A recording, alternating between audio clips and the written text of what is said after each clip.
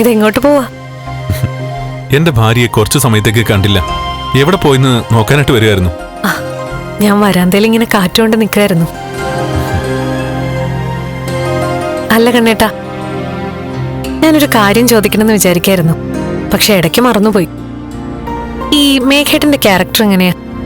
അവനെ കാണാത്തോണ്ടേ തനിക്ക് അവനെ കുറിച്ച് അറിയാൻ നല്ല ആകാംക്ഷ ഉണ്ടല്ലേ? അവന്റെ ക്യാരക്ടർ എന്താണെന്ന് ചോദിച്ചാ അവന് ചില വീക്ക്നെസ് ഒക്കെ ഉണ്ട്. എന്ത് വീക്ക്നെസ്? ഞങ്ങൾ ഒന്നിച്ചാ കളിച്ചു വളർന്നതും പഠിച്ചതും എന്നൊക്കെ പറഞ്ഞല്ലോ. കുട്ടിക്കാലം മുതലേ അവന് സ്വാർത്ഥത കൂടുതലാ, നമ്മുടെ ഉണ്ണിയെ പോലെ. അച്ഛനൊന്നാണെങ്കിലും ഞങ്ങളുടെ അമ്മമാരെ രണ്ടാണല്ലോ. എന്റെ രണ്ടാനമ്മയെ പോലെ തന്നെയാ അവരുടെ ആങ്ങളുടെയും മകന്റെ സ്വഭാവം. അതാണോ അയാളുടെ വീക്ക്നെസ്?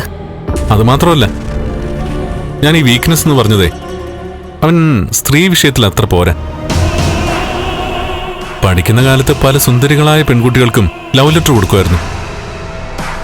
അതിന്റെ പേരിലൊക്കെ വലിയ പ്രശ്നങ്ങളൊക്കെ ഉണ്ടായതാ. ഒരു പെൺകുട്ടി ഇഷ്ടപ്പെട്ടു കഴിഞ്ഞാൽ പിന്നെ അവളുടെ പിന്നീന്ന് മാറത്തേയില്ല. നിരന്തരം ശല്യം ചെയ്തുകൊണ്ടേയിരിക്കും.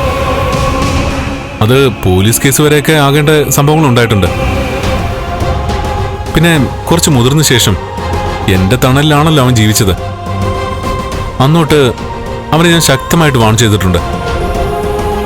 ഇനി ഇതുപോലെ എന്തെങ്കിലും സംഭവങ്ങൾ ഉണ്ടായില്ല അവൻ പിന്നെ എന്റെ കമ്പനിയിൽ കാണത്തില്ലെന്ന്.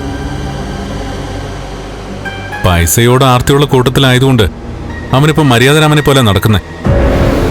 അങ്ങനെ ഒരാൾ എന്തിനാ എന്നെ ഇങ്ങനെ വെറുക്കുന്നേ? എന്നെ മുഖം കാണിക്കാതെ നടക്കുന്നതിന്റെ കാര്യം എന്താ? അതൊന്നും അവന് ഏറെ നാൾ തുടരാൻ പറ്റില്ല. ഞാൻ അവനോട് പറഞ്ഞിട്ടുണ്ട്, എന്റെ ഭാര്യ വെറുക്കുന്നവരെ എനിക്ക് വെറുപ്പാണെന്ന്. അതവന്റെ തല കയറിയിട്ടുണ്ടെങ്കിൽ അവന് കൊള്ളാം. തന്നെ വിഷമിപ്പിച്ചാലുണ്ടല്ലോ അവനെ ഞാൻ വെച്ചുറപ്പിക്കത്തില്ല.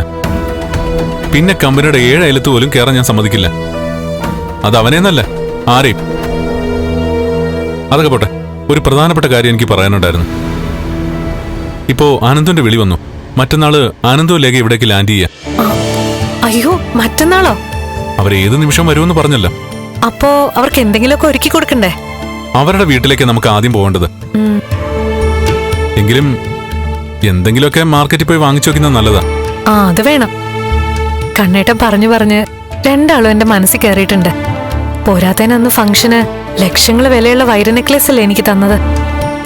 എന്ന് വെച്ചാ അത്രയ്ക്ക് കണ്ണേട്ടനെ അവർക്ക് ഇഷ്ടമാണെന്ന് അതൊക്കെ കാണിക്കുന്നേ. അത് പിന്നെ പറയണോ? ഞാൻ പറഞ്ഞിട്ടില്ലേ, ഉണ്ണിയേക്കാൾ എനിക്ക് പ്രിയപ്പെട്ടവരാ ആനന്ദവും ലേഖയൊക്കെ. ശരിക്കും പറഞ്ഞ അവരും റിയാസും ഒക്കെയാ എന്റെ കൂടപ്പുറപ്പുകള്. അങ്ങനെയുള്ളപ്പോ അന്നത്തെ പോലെ നമ്മൾ അവരെ കാണാൻ പോകുമ്പോഴേ എന്തെങ്കിലുമൊക്കെ ഉണ്ടാക്കിക്കൊണ്ട് വേണം പോവാൻ. അന്നത്തെ ചമ്മന്തിപ്പൊടിയും അച്ചാറും ഒക്കെ തീർന്നിട്ടില്ലെന്നാ ലേഖ പറഞ്ഞ. അതൊക്കെ റിയാസിനും ജുബാനയ്ക്കും ഒക്കെ കൊടുത്താണല്ലോ. ഞാനാണെങ്കി അവരെ കാണാൻ വേണ്ടി കാത്തിരിക്കുകയായിരുന്നു.